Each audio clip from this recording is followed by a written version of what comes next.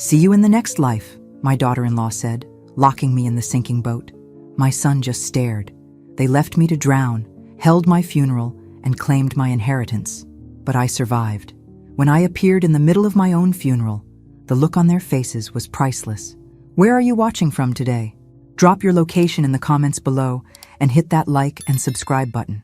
But let me back up and tell you how I ended up fighting for my life in the middle of Lake Morrison at 2 a.m, watching my own family sail away while water rushed through the hull beneath my feet.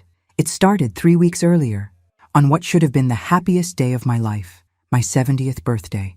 I'd been looking forward to it for months, planning a small celebration with my son David and his wife Jessica.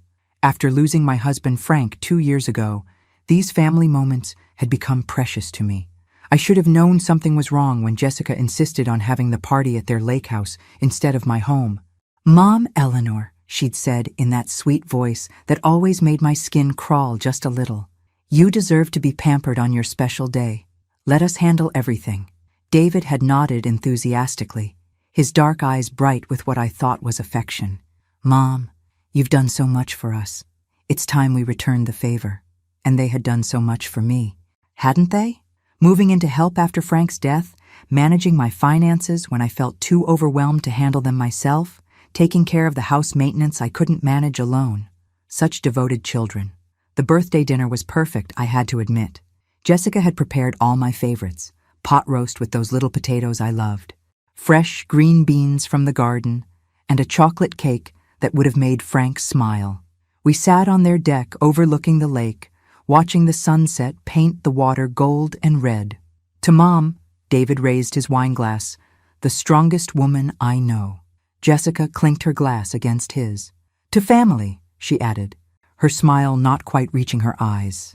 I should have paid attention to that smile.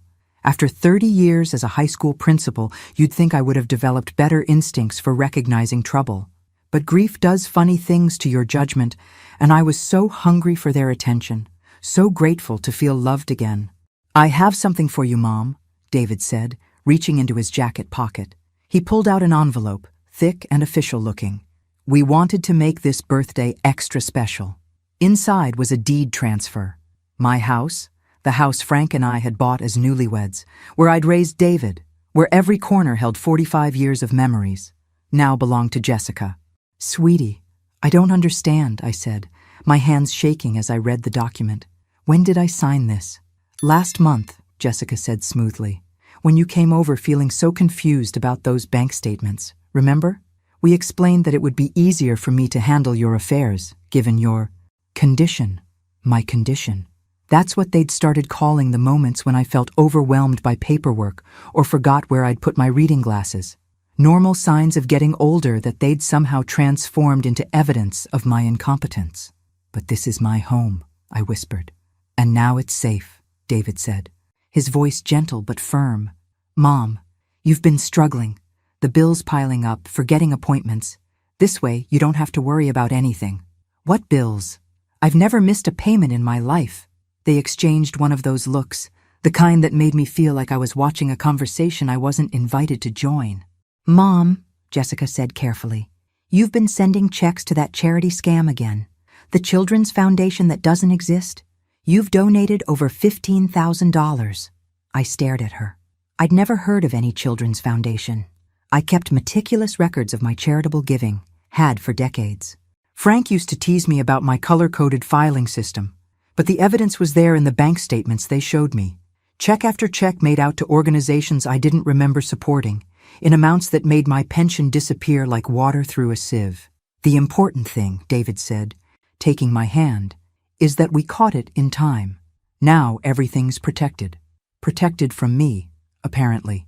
That night, lying in the guest room of what used to be my house, I stared at the ceiling and tried to make sense of what had happened. The woman who'd run a school of 800 students, who'd balanced budgets and managed crises and commanded respect from teenagers and faculty alike, had somehow become too confused to manage her own affairs. But when morning came, and I couldn't find my purse or my cell phone, and Jessica explained that they'd be taking care of those things for me now, a cold certainty settled in my chest. This wasn't protection. This was a cage, and the lock had just turned. "We thought a nice boat ride would cheer you up," Jessica said 3 weeks later, her voice as bright as the morning sunshine reflecting off Lake Morrison. "You've seemed so down lately." Down. That was one way to describe the slow realization that my own son and daughter-in-law had systematically stripped away every aspect of my independence. My house, my bank accounts, my car keys, my phone, all removed for my own good, of course. I stood on the dock watching David untie the ropes from the marina cleats. Their boat, a 30-foot cabin cruiser they'd bought last summer with money they claimed came from David's promotion, bobbed gently in the morning swell. "I'm not really in the mood for a boat trip," I said, though I knew protest was useless. I'd learned over the past 3 weeks that my preferences no longer mattered much in this new arrangement. "Nonsense!" Jessica laughed, that musical sound that had once charmed me and now made my teeth ache. "Fresh air will do you wonders. Besides, we have something important to discuss with you." Something important. Those words never meant anything good anymore. I climbed aboard, accepting David's steadying hand, though every instinct told me to turn around and walk back to the car. But where would I go? The woman who'd been Eleanor Franklin, respected educator and homeowner, had somehow become Eleanor the confused elderly dependent, entirely reliant on the generosity of her caregivers. We motored out into the lake, the engine's steady rumble filling the silence between us. It was a beautiful morning, the kind Frank and I used to love. We talked about buying a boat when he retired, spending our golden years exploring all the lakes we'd never had time to visit. Instead, Frank died of a heart attack 2 weeks before retirement, and I spent my golden years signing papers I didn't understand and watching my life disappear piece by piece. "You know, Mom," David said as we reached the deeper water, "we've been thinking about your living situation." My living situation, as if I were a piece of furniture they needed to rearrange. "What about it?" I asked, though I suspected I didn't want to know the answer. Jessica joined us on the deck, carrying a manila folder that made my stomach clench. "Well, the house is quite large for one person, and maintaining it is expensive. We think it would be better if we sold it." "Sold it? But it's my home." "Technically," Jessica said with that patient smile, "it's my home now, and I found a lovely assisted living facility that would be perfect for you." She opened the folder and showed me glossy brochures for Sunset Manor, a place that looked more like a hospital than a home. All sterile hallways and communal dining rooms, and activities directors with forced smiles. "The best part," David added, "is that selling the house will provide enough money to pay for your care indefinitely. We've already spoken to the administrator." Already spoken to them. Past tense. Done deal. "When?" I asked, my voice barely above a whisper. "Next week," Jessica said cheerfully. "We've scheduled the tour for Monday, and you can move in Wednesday. It'll be like a fresh start." A fresh start. At 70 years old, in a place where strangers would monitor my medication and plan my daily activities and decide when I was tired enough to go to bed. I looked out at the water, watching the shoreline of my hometown grow smaller in the distance. Somewhere out there was the house where I'd brought David home from the hospital, where I'd nursed him through chicken pox and helped him with homework and watched him graduate with pride bursting from my chest. Now he sat across from me, calmly describing how he planned to erase the last trace of the life I'd built with his father. "There's one more thing," Jessica said, her voice taking on a different quality. Harder, less sweet. "The insurance policy Frank left you. We'll need to update the beneficiary information." "Why?" I asked, though I was beginning to understand. "Well, if something happens to you at the facility, it would be easier if David was already listed as the primary beneficiary. These things can be so complicated for grieving families. If something happens to me, not when, if." I watched my son's face as his wife spoke about my potential death with the same casual tone she'd used to discuss dinner plans. His expression was carefully neutral, but there was something in his eyes I'd never seen before, something that made me realize I was looking at a stranger wearing my child's face. "I think I'd like to go back now," I said quietly. "Oh, we will," Jessica said, checking her watch. "But first, David wanted to show you something special. Didn't you, honey?" David nodded and disappeared below deck. When he returned, he was carrying a life jacket and a strange smile. "Put this on, Mom," he said, holding out the bright orange vest. "Safety first." I took the life jacket, noting that it felt oddly light. Too light. But I put it on anyway, because what else could I do? That's when I noticed we were much farther from shore than I'd realized, and the engine had stopped running. "The thing is, Mom," David said as he fastened the life jacket around me, his fingers working the buckles with practiced efficiency, "this whole situation has become rather complicated." I stood on the deck, the bright orange vest secure around my chest, watching Jessica disappear below deck again. The engine remained silent, and we bobbed in the middle of the lake like a cork, the shoreline a distant smudge of trees and buildings. "What situation?" I asked, though my voice sounded strange to my own ears. Smaller somehow. "The financial situation," David said, sitting down on the bench across from me. "See, Mom, the house is worth more than we initially thought. A lot more. And your pension, plus Dad's life insurance, plus the investments you forgot you had. Well, it adds up to quite a substantial sum. Investments I forgot I had. Right. Just like the charitable donations I didn't remember making. Substantial enough," Jessica called from below, "to be worth a significant inheritance tax if it passes to the next generation naturally." Naturally. Such an interesting choice of words. "But if you were to pass away unexpectedly," David continued, his voice conversational, "before we have to move you to Sunset Manor and start paying those expensive care facility fees, well, that would solve several problems at once." I felt the blood drain from my face. "David, what are you saying?" "I'm saying," he said, standing up and moving toward the rail where Jessica had reappeared with a toolbox, "that loving children sometimes have to make difficult decisions for their parents' own good." The toolbox. I'd been so focused on the conversation that I hadn't noticed the sound of power tools coming from below deck, or the way the boat had started sitting lower in the water. "You see, Mom, we've discovered that this particular model of boat has a design flaw," Jessica said, opening the toolbox to reveal what looked like drill bits and saw blades.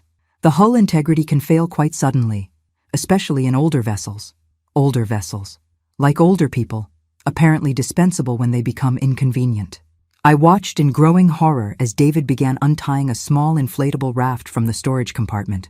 The kind emergency raft designed for two people. 2 people exactly. "The Coast Guard investigation will show that you insisted on going below deck when you felt seasick," Jessica continued, pulling on work gloves. "Unfortunately, when the hull gave way, you were trapped in the cabin. David and I barely escaped in the emergency raft. A tragic accident," David added, testing the raft's inflation valve. "The kind of thing that happens to confused elderly people who wander around boats without supervision. They had it all planned out. Every detail, every explanation, every expression of grief they'd wear at my funeral. I wondered how long they'd been working on this plan. Had they discussed it over dinner while I sat in my former guest room? Had they practiced their shocked expressions in the mirror? The best part," Jessica said, and I realized she was actually enjoying this, "is that everyone already thinks you're losing your mental faculties. Who's going to question the story when the poor, confused old woman makes a fatal error in judgment?" I looked around the boat, noting details I'd missed before, the way certain safety equipment was missing from its usual locations, the fact that we were far enough from shore that no one would hear me scream, the realization that my life jacket felt wrong because they'd probably removed most of the flotation material. But here's the thing about being a high school principal for 30 years. You learn to stay calm in crisis situations. You learn to think clearly when teenagers are screaming and parents are threatening and school board members are demanding impossible solutions to impossible problems. And you learn that bullies always make the same mistake. They underestimate their victims. "There's just one problem with your plan," I said, my voice steady despite the terror coursing through my veins. "What's that, Mom?" David asked, his tone indulgent, like he was humoring a child. "You forgot about Mrs. Patterson." Jessica frowned. "Your neighbor? What about her?" "She saw me leave with you this morning," I said, which was true. "And she knows I didn't want to go on this boat trip because I told her so yesterday when she came over for coffee," which was not true, but they didn't know that. "She also knows," I continued, "about the documents you've been forging, because I gave her copies of everything before you took my keys away," which was definitely not true, but I could see doubt creeping into Jessica's expression. "You're lying," David said, but his voice had lost some of its confidence. "Am I?" I pulled off my wedding ring and held it up so they could see the inscription Frank had engraved inside the band 47 years ago. Mrs. Patterson has been taking pictures of every bruise, every cut, every time I've shown up at her door looking like I've been handled roughly. She's been documenting everything, just like I taught her when her grandson was being bullied at school. This was a complete fabrication, but it was working. I could see them exchanging glances, recalculating, wondering what else they might have overlooked. Even if that's true, Jessica said slowly, it doesn't matter. We're miles from shore. Your life jacket won't keep you afloat for more than an hour, and by the time anyone finds your body, we'll be back at the marina with witnesses who saw us return alone and devastated. She was right, of course, but she'd made one crucial error. She'd told me exactly how much time I had to work with. Water was seeping through the holes David and Jessica had drilled in the hull, and I could feel the boat settling lower with each passing minute. They'd inflated their emergency raft and were preparing to abandon ship, leaving me alone on what they intended to be my floating tomb. "One more thing, Mom," David said as he helped Jessica lower the raft into the water. "In case you're wondering, this isn't personal, it's just business." Business. My murder was just business. "Actually, it is a little personal," Jessica corrected, checking the emergency supplies in the raft. "You never liked me, Eleanor. You always thought David could do better." She was right about that, but I'd kept my opinions to myself. Apparently, my diplomatic silence hadn't been enough to save me from her resentment. "And frankly," she continued, "listening to your stories about the good old days and your perfect marriage to Frank was getting really tiresome. Some of us have real problems to deal with. Real problems like inheriting a fortune from a woman they'd murdered." My heart. They climbed down into the raft, and David looked up at me one last time. For just a moment, I thought I saw a flicker of the boy I'd raised, the child who'd cried in my arms when he skinned his knee, who'd called me his best friend on Mother's Day cards made from construction paper and glitter. But then Jessica said, "Come on, honey. We need to get back before someone notices how long we've been gone." And the moment passed. "See you in the next life, Eleanor," Jessica called as they paddled away from the sinking boat. I watched them disappear into the morning mist, their voices carrying across the water as they discussed the timeline for reporting the accident and which expressions of grief would be most convincing. Then I was alone with the sound of water rushing through the hull and the very real possibility that I was about to die in the middle of Lake Morrison. But here's what my devoted family didn't know about me. I hadn't always been a high school principal. Before I married Frank and settled into a respectable life of education and community service, I'd been Eleanor McCarthy, and Eleanor McCarthy had spent 4 summers working as a lifeguard at Camp Wildwood. I could swim.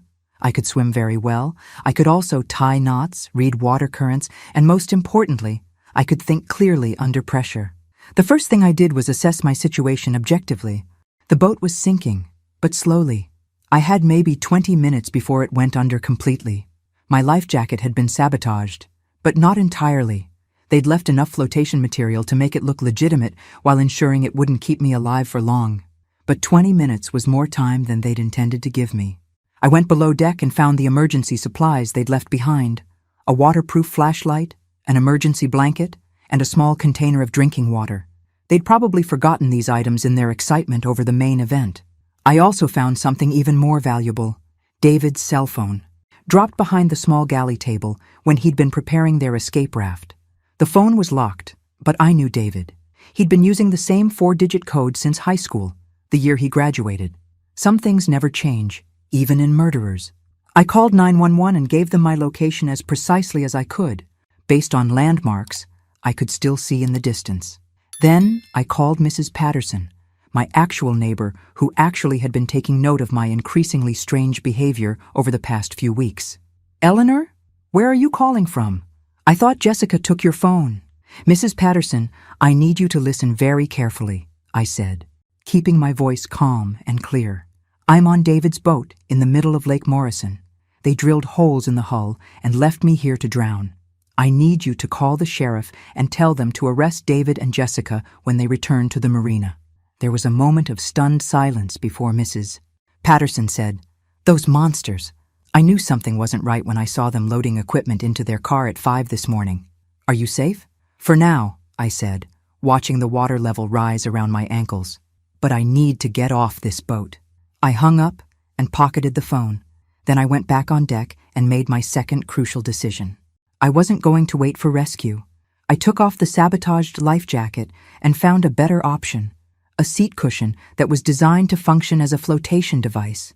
It wouldn't keep me comfortable, but it would keep me alive long enough to swim to shore. The water was cold when I lowered myself over the side, but not dangerously so. September in Minnesota meant the lake temperature was still tolerable, especially for someone who'd once completed a 2-mile swim across the entire width of Lake Wildwood on a dare.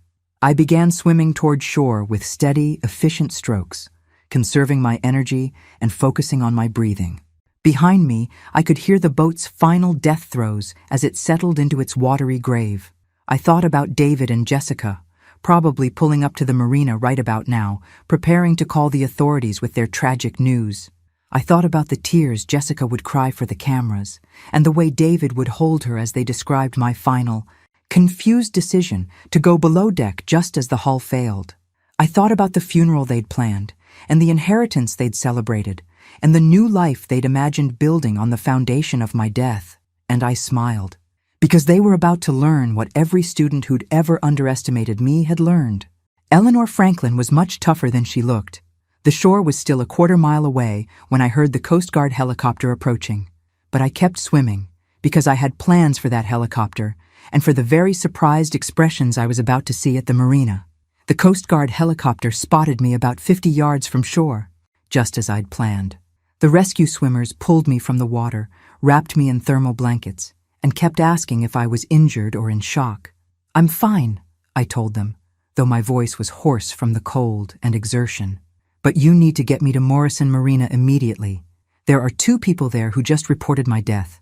The pilot radioed ahead, and by the time we landed at the marina, Sheriff Bradley and 3 of his deputies were already there, along with what appeared to be half the town. Word travels fast in small communities, especially when it involves boats sinking and elderly women dying tragically. I could see David and Jessica standing near the dock, surrounded by concerned neighbors and marina staff. Jessica was crying prettily into a handkerchief, while David spoke to a deputy in the low, broken tones of a grieving son. They looked up when the helicopter landed, probably expecting to see my body in a Coast Guard recovery bag. Instead, they saw me climbing out of the aircraft under my own power, dripping wet, but very much alive. The expression on Jessica's face was everything I'd hoped it would be, pure, undiluted horror. David went white as death and actually stumbled backward as if seeing a ghost, which, I suppose, from their perspective, he was. "David! Jessica!" I called out, walking toward them with the Coast Guard crew flanking me. "I'm so glad you made it back safely. I was worried about you when the boat started sinking." The crowd of onlookers fell silent, sensing that something wasn't quite right about this reunion. "Mom?" David's voice cracked on the word. "But how did you— We thought you were— drowned," I supplied helpfully. "Yes, I'm sure you did. But you forgot that I used to be a lifeguard. Funny how that works out." Sheriff Bradley stepped forward, his sharp eyes moving between the 3 of us. "Mrs. Franklin, your son and daughter-in-law just finished telling us about the terrible accident that claimed your life. They seemed quite certain you'd gone down with the boat." "How odd," I said, wringing water from my hair, "since they were the ones who drilled the holes in the hull and left me there to die." The gasp from the crowd was audible. Jessica made a choking sound and swayed as if she might faint. David opened and closed his mouth like a fish, but no words came out. That's impossible," Jessica finally managed. "Eleanor, you're confused. The trauma of nearly drowning has obviously affected your memory. We would never—" "You would, and you did," I interrupted, pulling David's cell phone from my waterproof pouch. "And fortunately, you left this behind. It contains a very interesting recording of our conversation right before you tried to murder me." I hadn't actually recorded anything, but they didn't know that. And in their panic, David's face told me everything the sheriff needed to know. "I think we need to continue this conversation at the station," Sheriff Bradley said, motioning to his deputies. "All 3 of you." "This is insane," Jessica said, her composure finally cracking completely. "She's a confused old woman who's been making up stories for weeks. We've been trying to take care of her, and she's obviously having some kind of breakdown. Mrs. Franklin, the sheriff said to me, would you be willing to submit to a medical evaluation to determine your mental competency? Absolutely, I said without hesitation. But first, I'd like you to examine the boat wreckage and compare the tool marks on those hull breaches to the equipment in David and Jessica's garage. I believe you'll find the drill bits match perfectly. This was a complete guess, but again, David's face confirmed I was right. I'd also like you to investigate the fraudulent documents they used to steal my house and the forged checks they used to empty my bank accounts and the lies they told my neighbors about my supposedly declining mental health. Sheriff Bradley was taking notes now, his expression growing more serious with each accusation. Most importantly, I continued, I'd like you to ask them how they plan to explain returning from a boat trip without the woman they claimed was confused and incapable of making good decisions. Because that seems like a rather large oversight in their story. The silence that followed was broken only by the sound of Jessica sobbing and David asking for a lawyer. As the deputies led them away, Mrs. Patterson pushed through the crowd and threw her arms around me. Eleanor Franklin, she said fiercely, you are the most impressive woman I've ever known. When you called and told me what they'd done, I thought for sure. Her voice broke. I know, I said, hugging her back. But here's the thing about underestimating people, Helen. It's always a mistake. As I watched the police cars drive away with my would-be murderers, I realized something profound had shifted inside me. For weeks, I'd felt powerless, confused, dependent. I'd started to believe their narrative about my declining abilities and questionable judgment. But floating in that lake, swimming for my life, I'd rediscovered something I'd forgotten. I was Eleanor Franklin, the woman who'd turned around a failing high school, who'd stood up to angry parents and incompetent administrators and teenage bullies for 3 decades. I was not a victim. I was not confused. I was not done fighting, and I had a funeral to cancel. The interrogation room at the sheriff's station felt like stepping back into my old principal's office, that familiar tension of watching guilty parties squirm under pressure while trying to maintain their innocence. Through the one-way glass, I watched Jessica break first. She'd been crying for 3 hours straight, mascara streaking down her cheeks like black tears, while she insisted this was all a terrible misunderstanding. Mrs. Franklin, Sheriff Bradley said, turning to me, we found the tools in their garage. Drill bits match perfectly. Just like you predicted. Of course they did. People who plan elaborate murders always keep the evidence around afterward, probably because they never expect their victims to survive and testify. There's something else, he continued, sliding a folder across the table.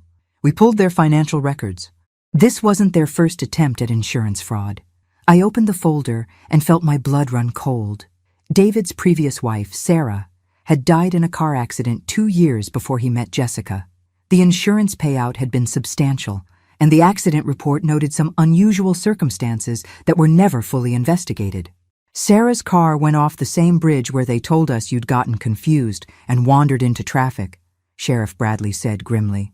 Different method, same result. 2 wives. David had killed 2 wives for money. There's more, the sheriff continued. Jessica's previous husband died in a boating accident in Florida 3 years ago. She collected a significant life insurance policy there too. I stared at the documents, feeling sick. I hadn't just been a victim. I'd been part of a pattern, a business model really. Find vulnerable targets, marry into their families, then arrange tragic accidents. How many others? I asked quietly. He asked. We're investigating. But Mrs. Franklin, what you did today, surviving their attempt and getting evidence, you may have saved other lives. Through the glass, I watched David pace his cell like a caged animal. When he finally looked up and saw me watching, his face twisted with rage. He mouthed words I couldn't hear, but his expression told me exactly what he was thinking. Good. Let him be angry. Angry people make mistakes. The door opened and District Attorney Patricia Wells joined us. I'd known Patricia since she was a mouthy teenager, challenging every rule at Franklin High. Now she was the most feared prosecutor in 3 counties. Eleanor, she said, embracing me warmly. When I heard what happened, I could hardly believe it. Though knowing you, I probably should have expected you'd find a way to swim out of this mess. Patricia, Please tell me you have enough to put them away forever. Attempted murder, fraud, conspiracy, and now we're looking at Sarah's death and Jessica's previous husband too. They're not going anywhere for a very long time. She paused. But there's something else you need to know. She handed me another file, this one thicker than the first. We found their computers. Eleanor, they've been planning this for over a year. They researched your finances, your medical history, even contacted Sunset Manor 6 months ago to reserve a room. 6 months ago, when I was still grieving Frank, still trusting them to help me navigate my new life alone. They'd been planning my murder while I was making them Sunday dinners and buying Christmas presents for the grandchildren I'd never had. They also researched the best ways to simulate dementia symptoms, Patricia continued. Drug interactions, environmental factors that could cause confusion and memory problems. Drug interactions?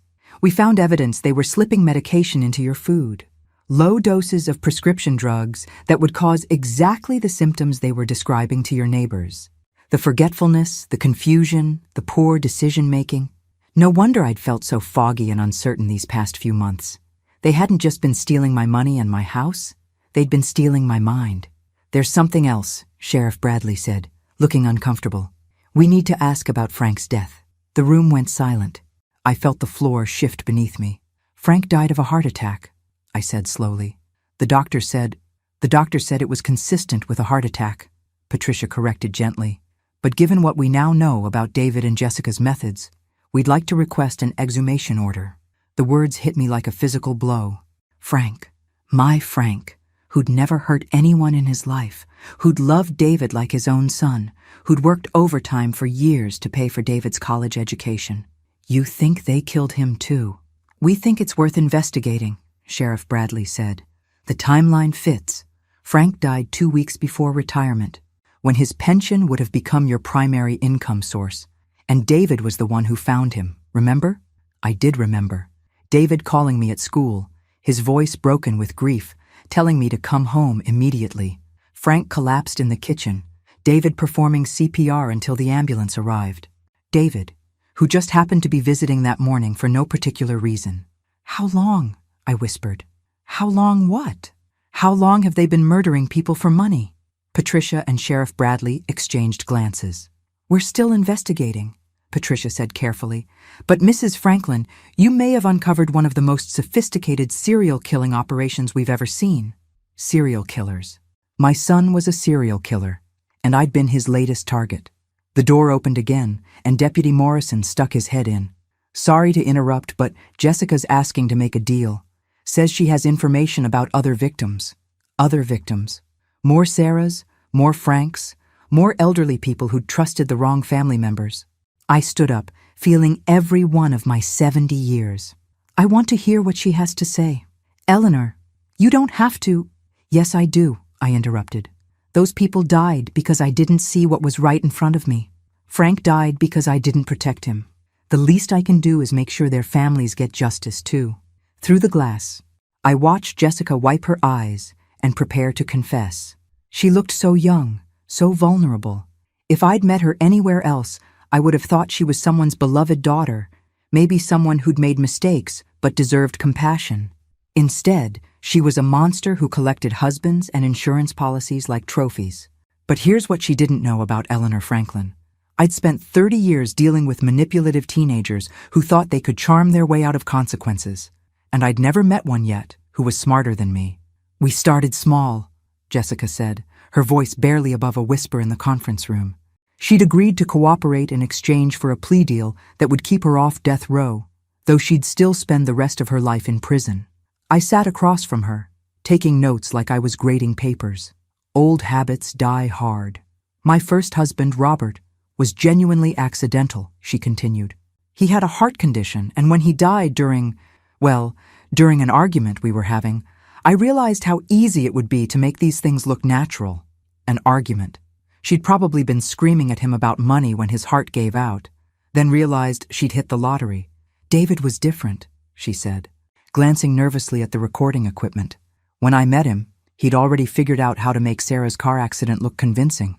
We bonded over our similar experiences. Patricia took notes while Sheriff Bradley operated the video camera. They wanted every word documented for the families of the other victims. "How did you choose your targets?" Patricia asked. Jessica's composure slipped for a moment, revealing something cold and calculating underneath the tears. "Lonely people, widows, widowers, people with money but no close family to ask questions. David was perfect because he had you." She looked at me with something that might have been admiration if it hadn't been so twisted. "You were the ideal setup, recent widow, substantial assets, starting to seem a little forgetful, and David had legitimate access to your finances because you trusted him." "How many others?" I asked, my voice steady despite the rage building in my chest. "6 confirmed," she said. "Maybe more. David kept records, but he was careful about it. 6 families destroyed. 6 funerals where murderers sat in the front row, accepting condolences and cashing insurance checks." "Tell us about Frank," Sheriff Bradley said. Jessica's face went blank. "What about him? Did David kill his stepfather?" "Frank wasn't supposed to die yet," she said, and the casual tone made my stomach turn.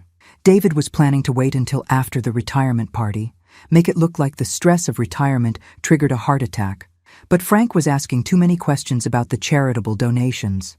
The charitable donations that didn't exist. Frank had noticed the discrepancies in our bank statements before I did. David panicked and moved up the timeline," Jessica continued. "A small amount of the right medication in Frank's coffee combined with his existing heart condition. It looked completely natural. I gripped the edge of the table so hard my knuckles went white. Frank had died because he was trying to protect our savings from fraud. He died because he loved me enough to pay attention to details I'd been too trusting to notice." "Where are David's records?" Patricia asked. "Storage unit on Highway 9, Unit 847. The key is in his desk drawer at home." Jessica paused. "There's something else you should know. We weren't working alone." The room fell silent except for the hum of the recording equipment. "What do you mean?" Sheriff Bradley asked. "There's a network, people who specialize in this kind of thing. David found them online, in a private forum. They share techniques, target information, even help each other establish alibis. A network, a whole community of people who murdered their families for inheritance money. They call themselves the Family Planning Group," Jessica said, with a bitter laugh. "Like some sick joke. David was planning to recruit others, expand the operation." "How many people are in this network?" Patricia asked. "I don't know exactly. David said there were chapters in 12 states. Hundreds of members, maybe thousands. I thought about all the elderly people who died in accidents over the past few years. How many of those had been murders? How many families were walking around with blood on their hands and insurance money in their bank accounts? The forum moderator goes by the name Inheritance," Jessica continued. "Real name is Thomas Morrison. He lives in Chicago and has been running this operation for over a decade. Morrison, like the lake where they'd tried to kill me. David chose the lake as a tribute to him," Jessica said, noticing my reaction. "Thomas Morrison was his mentor, taught him how to make accidents look convincing." "We'll need access to the forum," Sheriff Bradley said. "David's password is Sarah 2019, Jessica replied. "The year he killed his first wife." The casual way she said it, like she was giving out a recipe for chocolate chip cookies, made me want to reach across the table and shake her until her teeth rattled. But I had a better idea. "Jessica," I said, leaning forward, "I want you to do something for me." She looked surprised. "What?" "I want you to contact this Thomas Morrison and tell him that the Eleanor Franklin operation was successful. Tell him David and you are ready for your next assignment." Patricia started to object, but I held up my hand. "You want to catch the whole network, don't you?" I continued. "Then we need to make them think they're safe, that their methods work, and their security hasn't been compromised." Jessica stared at me. "You want me to help you catch them?" "I want you to help me destroy them," I corrected. "Every last one of them. Because somewhere out there, there's another Eleanor Franklin sitting down to dinner with people who are planning to murder her. And maybe, if we move fast enough, we can save her." Sheriff Bradley and Patricia exchanged glances. It was a risky plan, but it was also the only way to reach the people at the top of this organization. "What's in it for me?" Jessica asked. I smiled, and it wasn't a nice smile. "The satisfaction of knowing that when this is all over, you'll be the only member of the family planning group who's still breathing." It was a lie, of course. Jessica would spend the rest of her life in prison regardless. But she didn't need to know that. She looked at me for a long moment, then nodded slowly.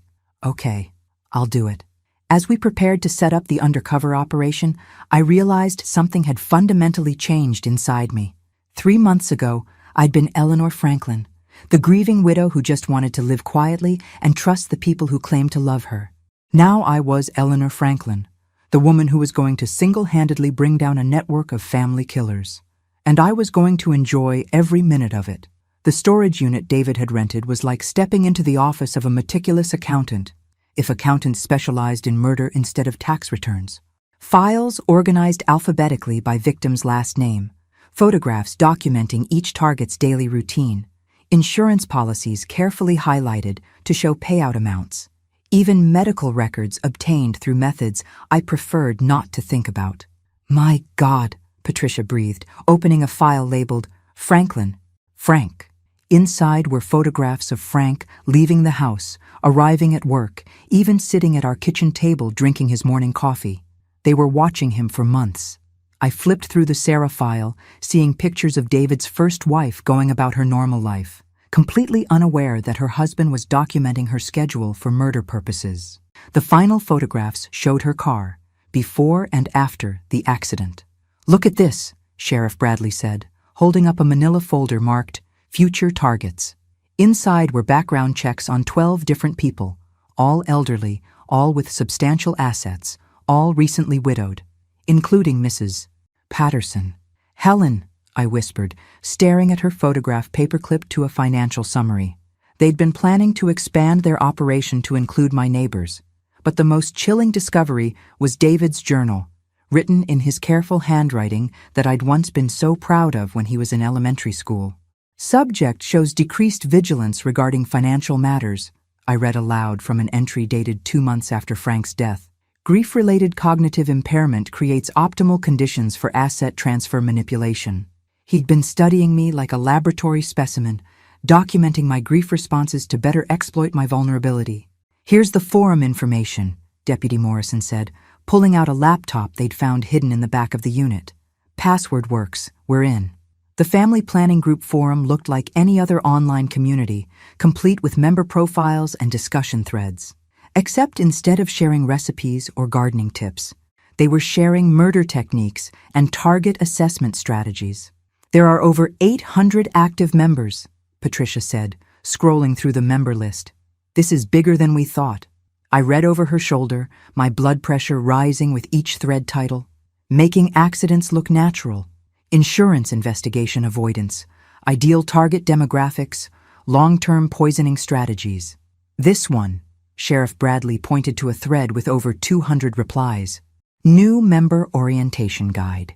It's a step-by-step manual for murdering family members." We'd uncovered a university for serial killers, complete with mentorship programs and advanced courses in elder abuse and inheritance fraud. My phone buzzed with a text message from an unknown number. "Mrs. Franklin, this is Thomas Morrison. Jessica told me about your unfortunate accident. I'd like to meet you to discuss your resurrection." I showed the message to Patricia. "He knows I'm alive." "Jessica," Sheriff Bradley called to the conference room where she was supposed to be setting up our undercover operation. "What did you tell Morrison?" She appeared in the doorway looking nervous. "Exactly what you told me to say, that the operation was successful and we were ready for the next assignment." "Then how does he know Eleanor survived?" Jessica's face went pale. I don't know. Maybe someone at the marina posted something online. You know how small towns are with gossip. Or maybe Jessica was playing both sides, hoping to earn points with her network by warning them about our investigation. Patricia was already on her phone, calling for additional security. "We need to assume Morrison knows everything. Eleanor, you're not safe here." "I'm not hiding from these people," I said firmly. "If Thomas Morrison wants to meet me, let's arrange a meeting." "Absolutely not," Sheriff Bradley said. "We're talking about the head of a murder network. He's killed dozens of people. And he'll kill dozens more if we don't stop him," I countered. "But right now, he's curious about how I survived. That curiosity is our advantage." I typed a response to Morrison's text. "Thomas, I'd be happy to meet. I have some questions about how David and Jessica's operation was supposed to work. The reply came back immediately. Pier 19, downtown Marina. Tonight at 10 p.m. Come alone. Patricia shook her head. We can't let you do this. You're not letting me do anything, I said, standing up and walking toward the door. I'm a grown woman making my own decisions, something I should have started doing a lot sooner. Eleanor, please. Patricia, I spent 30 years managing crisis situations with teenagers who thought they were smarter than everyone else. Thomas Morrison is just another teenage bully with better resources. That evening I stood on Pier 19, wearing a wire and waiting for the man who'd taught my son how to murder me. The lake was calm, moonlight reflecting off the water like scattered diamonds. Thomas Morrison was nothing like I'd expected. Instead of looking like a mastermind criminal, he appeared to be an ordinary man in his 60s, wearing a cardigan and walking with a slight limp. He could have been anyone's grandfather. Mrs. Franklin, he said, approaching with a warm smile. I have to say, I'm impressed. David said you were resourceful, but surviving that boat trick takes real skill. Years of lifeguard training, I said calmly. Funny how old skills come back when you need them. He chuckled. Indeed. You know, I've been in this business for 15 years, and I've never had a target not only survive, but actively pursue their would-be killers. It's fascinating. Business. He called murdering families a business. I'm curious about something, Thomas, I said. How did you know I was alive? His smile widened. Because I've been watching you for months, Eleanor. David was talented, but he was impatient. I prefer a more thorough approach. That's when I noticed the red laser dot dancing on my chest. You see, Thomas continued, David's mistake wasn't in the execution of your murder. His mistake was in not verifying your death before celebrating his success. The sniper was positioned somewhere behind me, probably on one of the boats moored in the harbor. But don't worry, Thomas said kindly. This will be much quicker than drowning, and much less traumatic for the witnesses who'll find your body tomorrow morning. That's when I smiled. Thomas, you made the same mistake David and Jessica made. What's that? You underestimated me. I raised my hand, and every light on every boat in the marina suddenly blazed to life as FBI agents emerged from their hiding places. The red dot on my chest disappeared as a SWAT team sniper took out Morrison's shooter. You see, I said as agents surrounded Morrison, when you've been a high school principal for 30 years, you learn to plan for every possible scenario, including the one where the master criminal thinks he's smarter than the retired educator. Thomas Morrison's face went from confident to terrified in the space of a heartbeat. Mrs. Franklin, he said as they cuffed him, you don't know what you've done. This organization is bigger than you can imagine. You'll never be safe. Maybe not, I agreed. But hundreds of potential victims will be, and that's more important than my safety. As they led him away, I thought about Frank, about Sarah, about all the other victims who'd trusted the wrong people and paid with their lives. Tomorrow, the FBI would begin arresting family planning group members across 12 states. The network that had operated in shadows for over a decade was about to be destroyed by one very angry principal who refused to become another statistic. But tonight, I was going home to my house, the one I'd taken back from Jessica, to sleep in my own bed for the first time in months, and I was going to sleep very, very well. 3 months later, I was testifying before a Senate subcommittee on elder abuse, explaining how a network of family killers had operated undetected for over a decade. Senator Williams, I said, looking directly at the committee chair, the family planning group succeeded because no one wanted to believe that children would murder their parents for money. We made it easy for them by dismissing signs of abuse as normal family stress. The hearing room was packed with families who'd lost loved ones to network members. Some had suspected murder, but couldn't prove it. Others were learning for the first time that their relatives had been killed rather than dying naturally. Mrs. Franklin, Senator Williams asked, in your opinion, how many victims were there nationally? Based on the evidence we've recovered, at least 400 confirmed murders over the past 10 years. Potentially twice that number when we include suspicious deaths that are still being investigated. 400 families destroyed by people they trusted most. The number was staggering, but it represented only the cases we could prove. And the financial losses? Over $60 million in stolen inheritances, insurance fraud, and asset theft. But the real cost can't be measured in money. During a break in the testimony, Patricia pulled me aside with disturbing news. Eleanor, We have a problem. 3 of the family planning group members we arrested were released on bail yesterday. What? How is that possible? Expensive lawyers and technicalities. They're arguing that the evidence from the forum was obtained illegally. Patricia looked exhausted. We might lose some of these cases. Which members? Thomas Morrison's lieutenants. Marcus Webb from Denver, Sarah Chen from Phoenix, and Jennifer Martinez from Dallas. They ran the 3 largest regional chapters. I felt a chill run down my spine. Where are they now? Unknown. They disappeared within hours of making bail. That afternoon, while reviewing my testimony notes in my hotel room, I received a call from an unknown number. Eleanor Franklin? The voice was electronically disguised. You've caused considerable disruption to our organization. I certainly hope so, I replied, signaling to Patricia to start tracing the call. You cost us millions of dollars and exposed years of careful work. That requires a response. Let me guess. You're going to threaten my life? The voice chuckled. Nothing so crude. We're going to do something much more creative. The line went dead. Within an hour, my phone was ringing with calls from neighbors, friends, and reporters. Someone had posted detailed information about my financial situation, medical records, daily routines, and home security system online. They've made you a target for every con artist and criminal in the country, Patricia said grimly. Your personal information is all over the dark web. But the real shock came that evening, when I returned home to find Mrs. Patterson in tears on her front porch. Eleanor? They took Charlie, she sobbed, referring to her 12-year-old grandson who lived with her. Took him where? I don't know.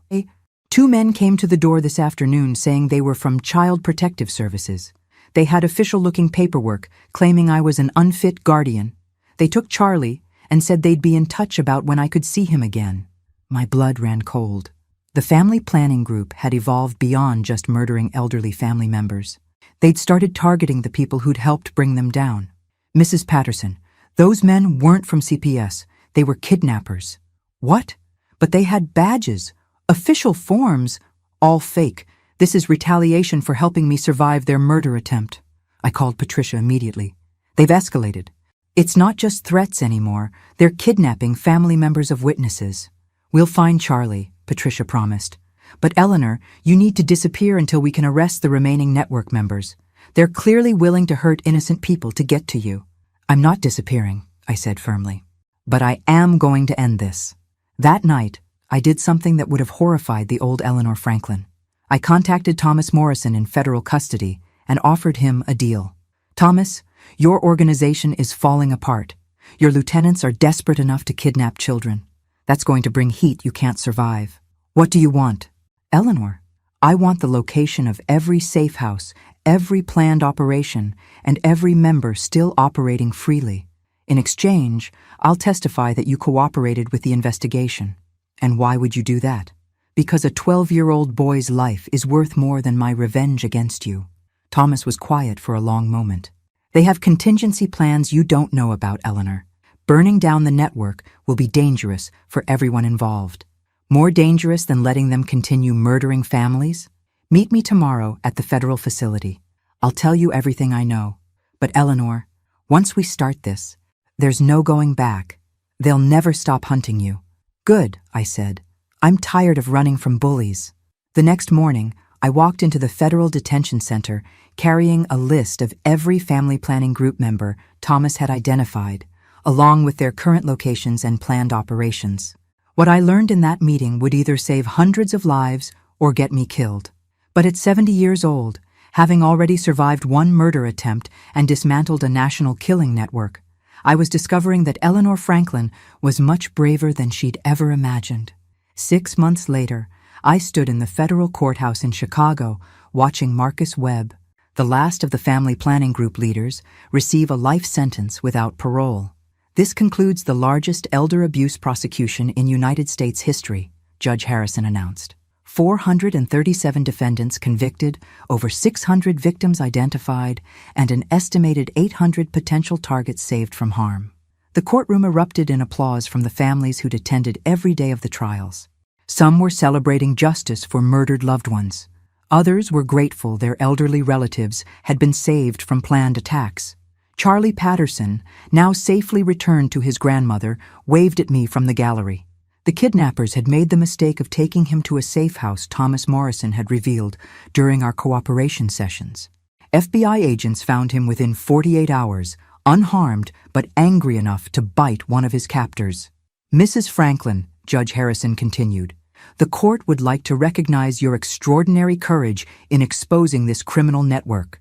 Without your survival and subsequent investigation, hundreds more innocent people would have died. I stood as the courtroom applauded again. 6 months ago, I'd been a confused widow who couldn't understand why her bank statements looked wrong. Today, I was the woman who'd brought down the most sophisticated family murder network in American history. But the real victory wasn't in the courtroom.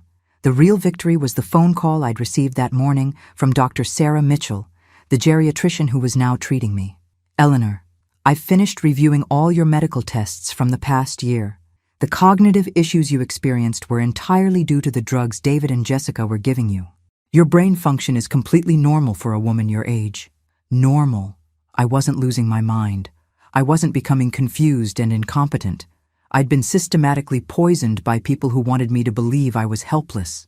After the sentencing, Patricia and I walked to the parking garage together. So what's next for the famous Eleanor Franklin? She asked. Well, the book deal should cover my retirement expenses nicely, I said, and the movie rights will fund the foundation I'm starting. Foundation? The Frank and Eleanor Foundation for Elder Protection. We're going to teach families how to recognize financial abuse and provide legal support for elderly victims.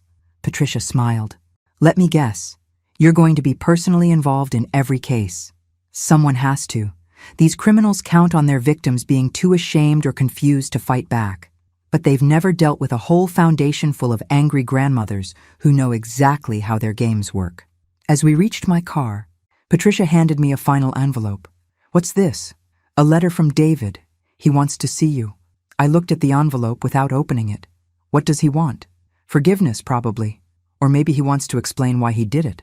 I thought about the son I'd raised, the little boy who'd made Mother's Day cards and called me his best friend.